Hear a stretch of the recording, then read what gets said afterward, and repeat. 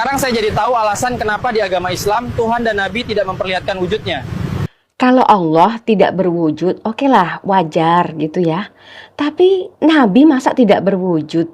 Nabi kan bukan Tuhan, ya kan? Selain agar manusia tidak membuat patung atau simbol, lalu terjerumus dalam kesyirikan. Apalagi di zaman sekarang yang sudah ada AI. Simak videonya.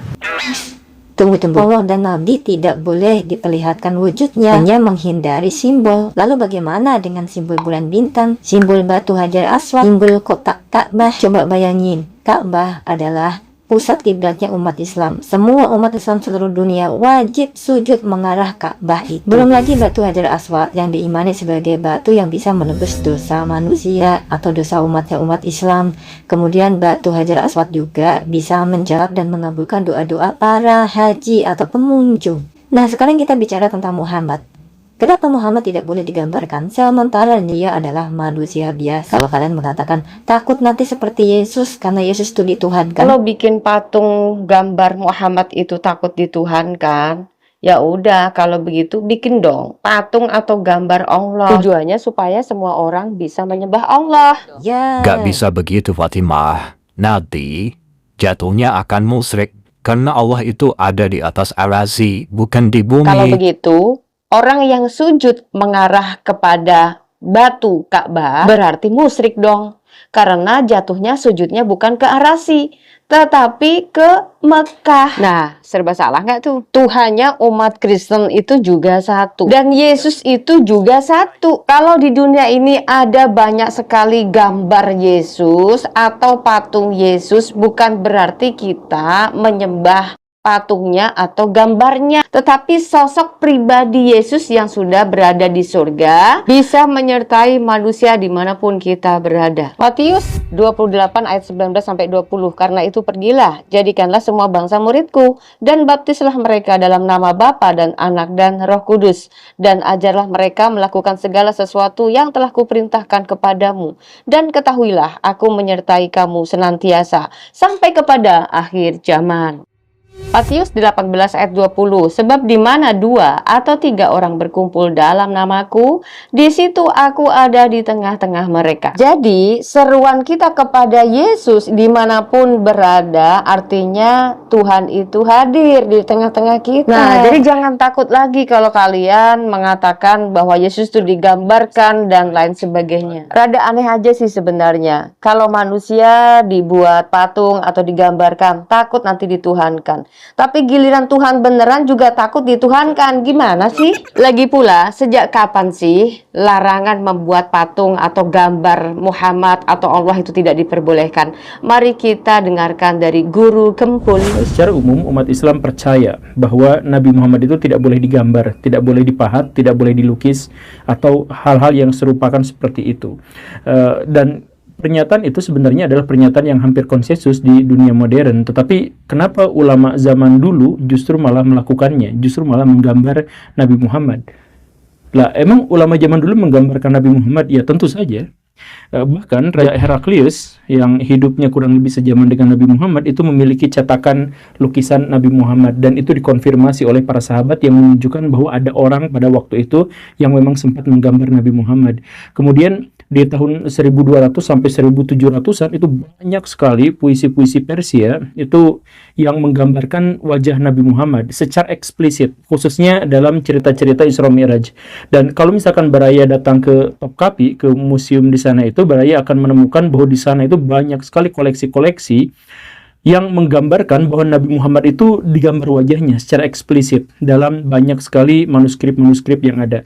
Nah, kenapa seperti itu? Atau sebenarnya pertanyaannya adalah, kalau ulama zaman dulu melakukan seperti itu, kenapa kita sekarang tidak melakukan seperti itu? Makanya saya lebih senang menyebut Islam itu sebagai umat yang kebingungan Guru Gemoy. Dalam Quran Surat Al-Imran ayat 45 memuat banyak keistimewaan yang dimiliki oleh Nabi Isa sebagai tokoh yang memiliki kuasa dunia dan akhirat. Dan Quran Surat Al-Zukhruf ayat 61, tokoh yang mengetahui hari kiamat saja kan dikatain umat Islam sebagai saja. Nah, itu baru kita lihat dari sudut gelarnya saja loh. Belum melihat dari sisi mujizatnya, kekuatannya, kesuciannya. Kenapa kecenderungannya lebih unggul Isa daripada Muhammad? Seandainya Muhammad digambarkan atau divisualkan sekalipun, nggak mungkin deh tiba-tiba dia jadi Tuhan atau dituhankan. Alasannya apa coba? Iya makanya gak boleh digambarkan, takutnya dituhankan Fatimah, kecuali Allah. Ya udah, kalau begitu, kalau Muhammad takut dituhankan, bagaimana kalau kita menggambarkan Allah supaya Allah dituhankan? Oke, begini. Kita harus maklumin ya. Mungkin karena Allah itu beda alam kali dengan kita. Tapi yang jadi persoalan adalah Muhammad kan satu alam dengan kita, betul nggak? Semestinya tidak masalah kalau dia digambarkan, seperti halnya tokoh-tokoh dunia yang juga digambarkan, tapi nggak mungkin kok dituhankan. Takut itu gambar, takut saya menuhankannya. Sorry, kami bertanya ya. Apakah Muhammad itu bentuknya unik sehingga orang itu takut menuhankan dia? Nah, contoh-contoh yang ada di gambar ini berita dari India ya. Pria muslim India dianggap dewa lantaran punya ekor. Nah, ini kan unik. Makanya orang-orang India menganggap dia tuh sebagai dewa atau Tuhan gitu. Nah, sekarang jangan khawatir lagi ya. Kan kita sering dengar tuh kalau umat Islam itu orang yang berakal kan. Saya rasa orang berakal akan bisa membedakan mana yang manusia dan mana yang Tuhan. Jadi, kalau ada alasan Allah dan Muhammad itu tidak boleh digambarkan, saya rasa itu hanyalah alasan belaka. Tapi ketahuilah, di sini saya akan sampaikan siapakah Yesus menurut Alkitab. Mari kita buka kitab kita sama-sama. Firman yang telah menjadi manusia, Yohanes 1 ayat 1. Pada mulanya adalah firman. Firman itu bersama-sama dengan Allah. Dan firman itu adalah Allah. Ia pada mulanya bersama-sama dengan Allah. Segala sesuatu dijadikan oleh dia, dan tanpa dia tidak ada sesuatu pun yang telah jadi dari segala yang telah dijadikan. Dalam dia ada hidup, dan hidup itu adalah terang manusia.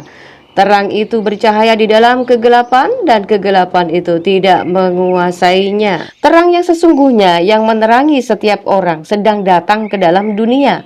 Ia telah ada di dalam dunia, dan dunia dijadikan olehnya, tetapi dunia tidak mengenalnya. Ia datang kepada milik kepunyaannya, tetapi orang-orang kepunyaannya itu tidak menerimanya. Tetapi semua orang yang menerimanya diberinya kuasa, supaya menjadi anak-anak Allah, yaitu mereka yang percaya dalam namanya. Orang-orang yang diperanakan bukan dari darah atau dari daging, bukan pula secara jasmani oleh keinginan seorang laki-laki, melainkan dari Allah. Firman itu telah menjadi manusia dan diam di antara kita, dan kita telah melihat kemuliaannya, yaitu kemuliaan yang diberikan kepadanya sebagai anak tunggal Bapa, penuh kasih karunia dan kebenaran. Jadi, kalau ada umat Islam yang mengatakan alasan Muhammad tidak boleh digambarkan takut dituhankan, cuma itu malah menuhankan Muhammad. Tunggu-tunggu oleh Bani Israel, yang kemudian dikatakan sebagai Allah yang perkasa, Allah yang kekal. Siapakah dia? Itu sudah pasti bukan Yesus, melainkan dia yang kita peringati hari kelahirannya, baginda Rasulullah Muhammad sallallahu alaihi wasallam. Walaupun tidak boleh digambarkan, tetap saja dituhankan sama Zuma. Teman-teman, kita lihat dalam Filipi 2 ayat 6, yang walaupun dalam rupa Allah tidak menganggap kesetaraan dengan Allah itu sebagai milik yang harus dipertahankan, melainkan telah mengosongkan dirinya sendiri dan mengambil rupa seorang hamba dan menjadi sama dengan manusia. Dan dalam keadaan sebagai manusia, ia telah merendahkan dirinya dan taat sampai mati, bahkan sampai mati di kayu salib. Tapi kalau Muhammad justru naik ke arasi nyusulin Allahnya. Jadi mana yang kalian percaya? Tuhan datang ke dunia untuk manusia dan menjadi sama dengan kita karena tujuannya adalah manusia. Islam percaya bahwa kisah Isra Mi'raj adalah perjalanan Muhammad dari dunia menuju ke singgasananya Allah. Kalian percaya kalau Allah saja terbatas kuasanya dan tidak sanggup untuk memberikan firman-Nya dan hadir kepada manusia, ini Muhammad bisa hadir ke Allah loh. Logikanya di mana, guys? Mujizat Yesus dirasakan orang, kehadiran Yesus di dunia dilihat orang, kuasa-kuasa Yesus bisa dilihat orang, kesucian Yesus juga bisa dilihat orang. Pertanyaannya, apapun yang diceritakan oleh Muhammad dari peristiwa dapat wahyu lah, belah bulan lah, naik ke langit lah, dan lain sebagainya, siapa yang bisa merasakan dan melihatnya? Lalu kalian mati-matian mau percaya begitu saja? Fatimah, kamu itu bukan pengikutnya Yesus. Kamu itu pengikutnya Paulus. Ajaran Kristen itu adalah ajaran Paulus, bukan ajaran Yesus. Bani bingung, saya cukup prihatin deh dengan kalian. Kenapa kalian itu selalu benci dengan Paulus? Tahukah umat muslim bahwa ternyata Paulus yang kalian benci adalah utusan Yesus ke Arab loh. Sebab aku menegaskan kepadamu, saudara-saudaraku, bahwa Injil yang kuberitakan itu bukanlah Injil manusia, karena aku bukan menerimanya dari manusia, dan bukan manusia yang mengajarkannya kepadaku, tetapi aku menerimanya oleh pernyataan Yesus Kristus. Sebab kamu telah mendengar tentang hidupku dahulu dalam agama Yahudi. Tanpa batas aku menganiaya jemaat Allah dan berusaha membinasakannya. Dan di dalam agama Yahudi aku jauh lebih maju dan banyak teman yang sebaya dengan aku di antara bangsaku, sebab orang yang sangat rajin memelihara adat istiadat nenek moyangku. Tetapi waktu Ia yang telah memilih aku sejak kandungan ibuku dan memanggil aku oleh kasih karunia-Nya, berkenan menyatakan anaknya di dalam aku supaya aku memberitakan Dia di antara bangsa-bangsa bukan Yahudi. Maka sesaat pun aku tidak minta pertimbangan kepada manusia. Sebab aku menegaskan kepadamu, saudara-saudaraku, bahwa Injil yang kuberitakan itu bukanlah Injil manusia. Karena aku bukan menerimanya dari manusia, dan bukan manusia yang mengajarkannya kepadaku. Tetapi aku menerimanya oleh pernyataan Yesus Kristus. Berkenan menyatakan anaknya di dalam aku, supaya aku memberitakan Dia di antara bangsa-bangsa, bukan Yahudi. Maka sesaat pun aku tidak minta pertimbangan kepada manusia. Juga aku tidak pergi ke Yerusalem mendapatkan mereka yang telah menjadi rasul sebelum aku, tetapi aku berangkat ke tanah Arab dan dari situ kembali lagi ke Damsyik. Nah, setelah Yesus memerintahkan Rasul Paulus pergi ke Arab, sampailah kepada tafsir Quran yang merujuk tentang Paulus. Quran surat Yasin ayat 14. Ini bahasa Arabnya, teman-teman bisa cross-check sendiri dan saya akan baca terjemahannya. Ketika kami mengutus kepada mereka 2 orang utusan, lalu mereka mendustakan keduanya, kemudian kami kuatkan dengan yang ketiga. Maka ketiga utusan berkata, sesungguhnya kami adalah orang-orang diutus kepadamu. Nah, kalau kita lihat dalam terjemahannya, di situ tidak tertulis secara eksplisit bahwa yang diutus adalah Paulus, tetapi kita bisa lihat dalam tafsir Ibnu Katsir ya. Ibnu Juret setelah meriwayatkan dari Wahib bla bla bla dan bla bla yang mengatakan bahwa nama kedua rasul yang pertama itu adalah Sam'un dan Yuhanna, sedangkan nama rasul yang ketiga ialah Paulus dan nama negerinya adalah Intakiyah. Dalam keterangan tafsir Ibnu Katsir itu menyebutkan Paulus. Nah, kenapa disebut Paulus? Karena bahasa Arab itu tidak bisa menyebut Paulus. Huruf P itu tidak ada, makanya memakai huruf B, Paulus. Dalam Alkitab, Yesus yang mengutus Paulus ke Arab. Tapi menurut Al-Quran, Quran Yasin ayat 14, Allah yang mengutus Paulus. Sadar atau tidak, Al-Quran mengakui bahwa Yesus bukan sekedar nabi, selain punya otoritas terkemuka di dunia dan akhirat, Yesus juga adalah Allah yang mengutus Paulus ke Arab. Dan kesemuanya itu saya serahkan kepada pemirsa. Kalau hari ini umat muslim masih membenci Paulus, artinya umat muslim sendiri yang tidak percaya kepada kitabnya. Salam waras, Tuhan Yesus memberkati.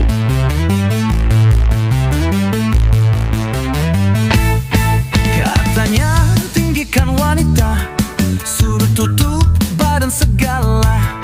Tubuh wanita harus dijaga demi itu kehormatannya. Katanya untuk menjaga suci dan hormatnya wanita, karena helai rambutnya bikin kerabat masuk neraka. Ternyata, oh ternyata ada setan di kepalanya. Ternyata, oh ternyata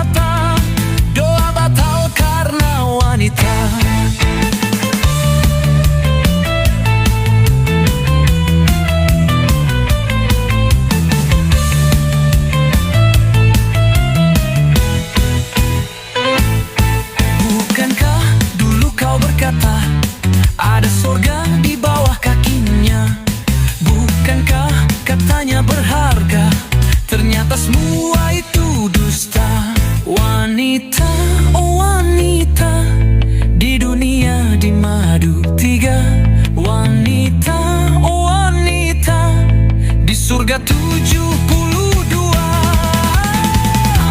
Wanita, oh wanita,